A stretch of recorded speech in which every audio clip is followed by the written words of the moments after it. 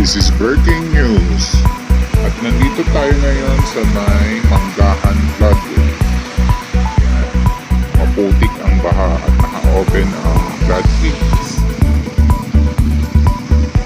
May pa unti-unti tayong ulan. Yan. Dahil sa bagyong Enteng. At ito naman, nandito naman tayo sa may Rosario Bridge.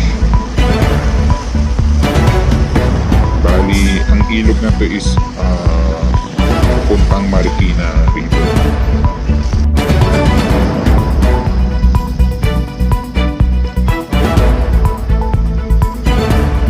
Sa ngayon, no, pati tila yung ulan pero bumubuhos din naman ulit.